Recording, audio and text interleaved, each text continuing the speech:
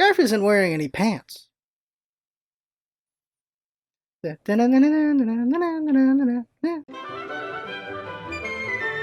He's wearing shorts. That's what I'm thinking. That's what I'm thinking as the opener. Okay, yeah, let's do this. Welcome back, friends. LostScarf here, and it's time for the vlog. A quick vlog here. Okay, so there's gonna be a 3-hour, basically a podcast coming up. I made a friend in. I've talked to him about him a few times in vlogs. I made a friend in improv, and they had a YouTube as well. Their name is 2 Prime. And every Saturday or Sunday I call him. And we talk for like 6 hours. And we talk about gaming and other things. So I'm like, you know, he's a YouTuber, that's a content creator. Let's talk about his content in a podcast and then just go off from there. So there we go. So it's 3 hours. Usually we talk for 6 hours. So like I just call him while I'm at work, and it's just we just talk while I'm working and he's doing whatever. And yeah, it's just one of our usual conversations. And it's just, well, the first part of it is talking about his stuff, and then it goes from there. He has a video that has over 400,000 views, and it's very fascinating learning how he achieved that. It's very interesting. So that's like the first part, and then he also made a Flash game, so it's also interesting learning about him making a Flash game and hiring voice acting and things like that. It's very interesting, because I want the podcast to always be there's got to be something interesting about it, not just shooting shit, but talking about things that might be interesting to somebody. That's so nebulous to say, but just something that might be fascinating. I always want that to be a thing, so that's what's going on. And that'll be that podcast. There's another podcast coming up. I'm going to talk to a fine arts student soon, and that'll be an interesting one because I'll ask them like how they get into fine arts, what is the interview process or whatever to get into that, what kind of hardware or software do they use, because I assume there's digital art, not just physical art, but maybe we'll see what kind of art fine art is, or maybe there's different versions of fine arts. There's got to be different versions, and then just go from there and just see what's the worldview they have of things, because that's what I actually thinking about it more and more. That's what I'm interested in. Is I think you're going to have the more serious types where it's just going to be fully talking about the game or whatever when we get the indie devs. But I do want to we talk about their content, but then also just about kind of their view of things. Because that's what I find interesting. There's a lot of interesting things to be had. The interesting thing is, what do they make? What do they do? And all that stuff. But what's also interesting is, what are they interested in? Because we're all humans. We're all interesting. None of us are truly boring unless we're just straight up the man in the iron mask. That's about it. But besides that, we are all interesting in some way, and it is very interesting to hear opinions on things. Now, I haven't run into anyone I truly disagree with, and I don't know if that's ever going to be a thing, because that probably wouldn't be a very fun podcast. But it is interesting to just hear opinions on things that are different from mine, or at least not the same as mine in certain ways, and reasonings and things like that. I think a realization I have is the more people you talk to, I feel like the more humanity you have. And I mean when you actually have a conversation, not just interacting with some random person on the internet. What I mean by that is short interactions like Twitter or even forums and things like that, where it's more of people who you can snap agree with and people you can snap dunk on. That's really what the internet feels like, and because of that, you're very quick to dismiss and very quick to support depending on who the person is and how they align with your views. But if you actually have conversations with people, and I'm talking like hour-long conversations with people, I feel like you become more, I think, even-handed or level-headed in how people are. Because I think when you talk to enough people, you realize and remember that there are human beings out there.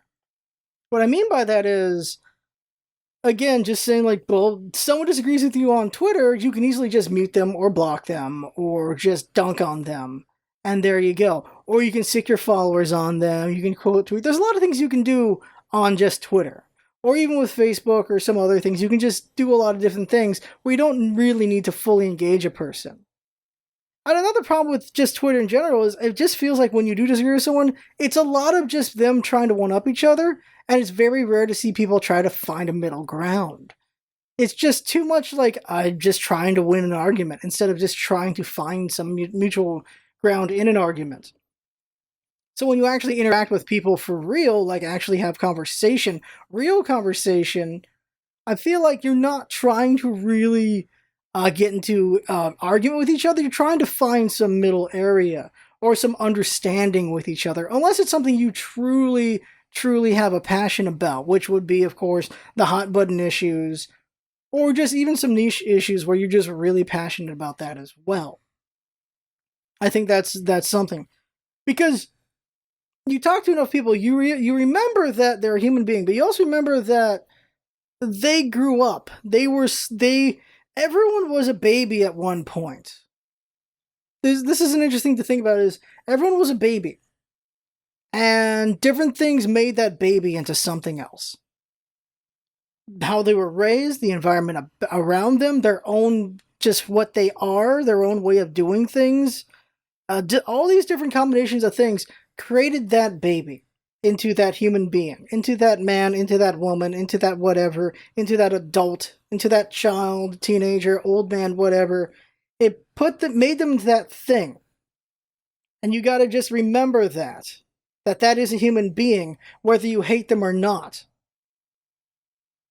Going to Hitler really quick, like baby Hitler or whatever. Baby Hitler wasn't Hitler yet. Maybe even 10 years before Hitler wasn't even Hitler yet. Like, it took things to make him into the monster that he was. It takes things to make someone into a good person as well. Things have to happen for something to become something. And that's this thing to remember, is just like, everyone's a human being. And maybe compassion or a better turn or something could turn someone from a bad path. Or they could be already too far gone. Whatever. There's just so much. It gets really nebulous when you think about it too much, as with anything, when you put too many attributes to it, because that's true. Anything could be something else if things were different. That's just how it is. But I think you just have to appreciate and recognize that about humanity is the malleability of it. And that there's always a chance of redemption as well, even with someone being a total a-hole. Because people do evolve and people do change. And I think that is my only real problem with cancel culture, is it's a lot of living in the past and somehow not recognizing that people do evolve. Now, that is a difference. There's different levels of cancel culture. There is coming after someone for their past, but there's also coming after someone for what they are now. That is a different beast. If you're trying to cancel someone who's a total douche now, that is not the same thing as canceling someone from, like, because they were a douche 8-10 years ago. I really believe that. When people went after Kevin Hart, he already went through all of his apologies and all that stuff already, but he still got canceled anyway in that instance with the Oscars. Even though it was like, these were obviously jokes, he's already apologized for it years ago, and now he's got to apologize for it again. No, he's already done his piece. But it wasn't good enough for some people in the now. And that's very unfortunate. J.K. Rowling is a different beast. She is actively being not very great right now. This isn't just, well, she was also not great in the past as well. Like, she's been consistent. She has not evolved. This is a very different beast. I don't like the whole, you're hitting someone for who they were, not who they are. But that is a different thing. Well, it also has to do with what the crime is, or whether it's a crime at all. Kevin Hart's thing was, he'd say if someone was gay, he'd like hit him over the head with his playset or whatever. That is hyperbole. That is silly. That is a joke. Something more criminal is, of course, sexual assaults that happened in the past. No matter how good a person has become in the present, they were still a monster then. And that is still not okay, and that is something that needs to be addressed and should have some punishment too. You don't just get to evolve past that. Even if you do become a greater person after it, there still is some penance that needs to be paid for that shit. Other thought, why is there a statute of limitations on rape? This is a dark way to go. I'm just thinking about when it comes to religious groups. Don't want to just say Catholic, because it's not just them, but they're the big target on it. Why is there statute of limitations on that? That's messed up. And there's a statute of limitations on when you can go after someone for rape and assault and things like that. There should not be any statute of limitation on that. Like, why they take 20 years to come out of it? It's like, because that's an effed up thing that happened as a kid. It's hard to process through all that stuff and then finally be okay enough to finally go after that person. I think too many people are focused on spite and revenge and think it's such an easy thing to do. There's a lot of shame and a lot of humiliation and embarrassment and just all those words from getting sexually abused. And then it takes a lot of time to process and get through that before you can even admit it happened or tell someone else or go after the person. There's a lot to that. So statute of limitations is very weird to exist. It's like there's a statute of limitation on murder, in which I don't know if there is one, but if there is one, what the balls? The trip is finding out how many people have been sexually assaulted. Because, like, you'll see it on Twitter, where just people like, this is how old I was, and this is who they were. And there were twit trees that just kept going and going and going. It was just, whoa, holy crap. I had to admit one myself. I was 8 when it happened to me. It was my babysitter. Took a long time to admit that one. One thing to mention, though, is as big as Twitter is, as big as Facebook, as big as any of these things are, they're not... I still would not say they're 100% representative of the world or of any country, as popular as they are. Or they are representative, but they're representative of how misinformed we can be and how we don't really understand some things. Because, well, obviously because of the bubbles, because of the echo chambers. With Twitter, you're following people you want to follow.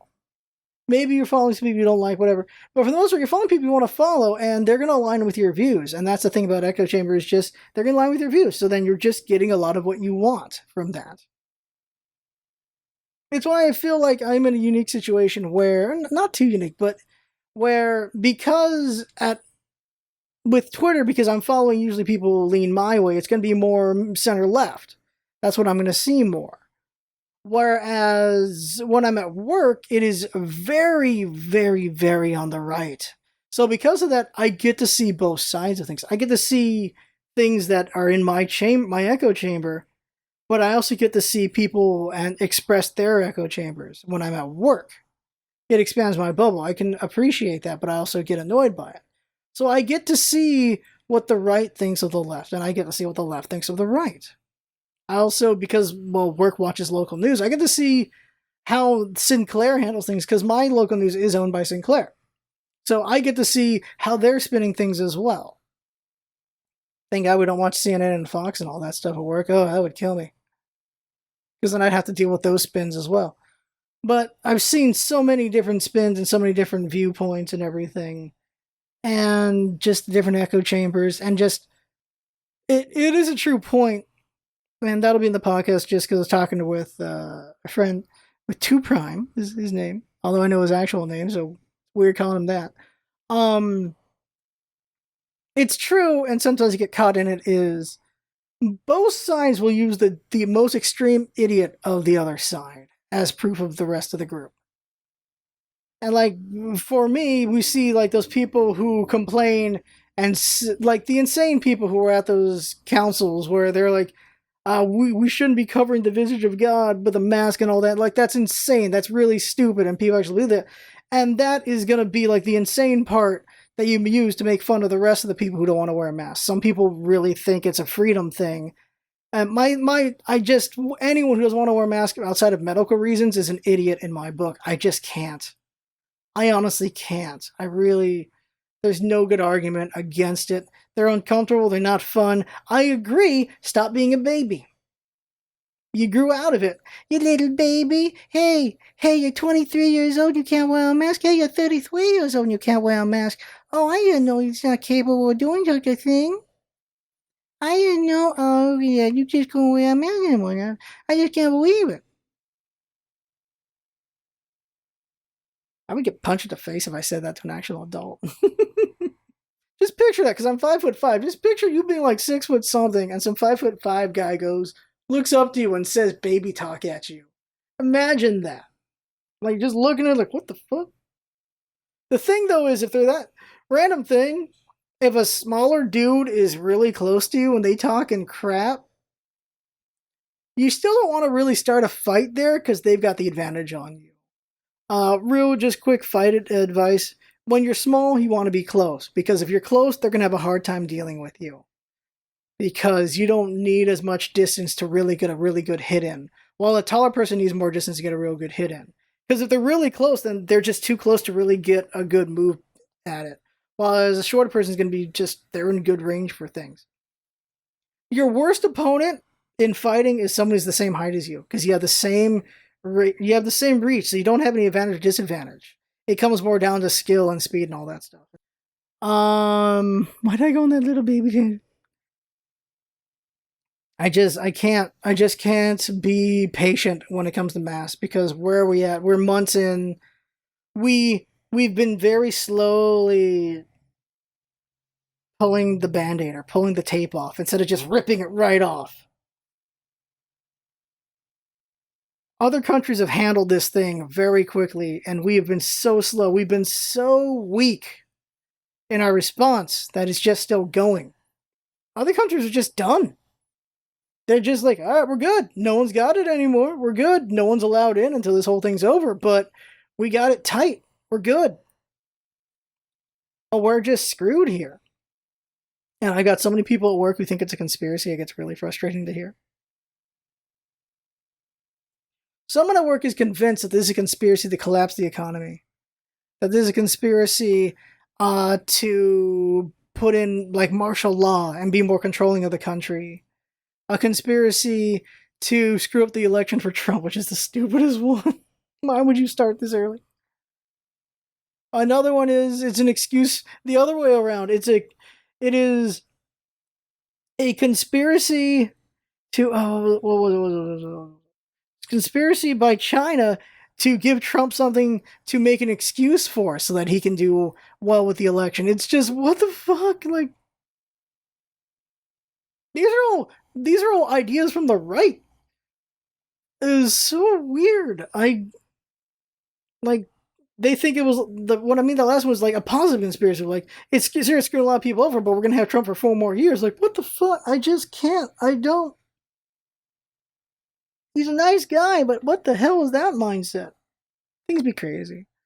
Also, the reason why you can't fully take Twitter as the only thing, like why you need more resources, is the talk about the protests has died down on Twitter, but the protests are still happening very strongly in a lot of states. It's still happening. What else are people going to do besides protest or, well, protest? Well, what else are they going to do? So there's still a lot of really strong protests going, but Twitter shut up about it. Very frustrating to see that. But for a lot of people, they think the protests are just done. It's the things like, well, what do you do when no one hears your voice? When no one even thinks you're out there anymore? That's got to be very frustrating. So that right there is the vlog. I had fun talking. I hope you have fun watching and listening. That's what it's all about, isn't it? Having fun. Thanks for coming by, and see you next time.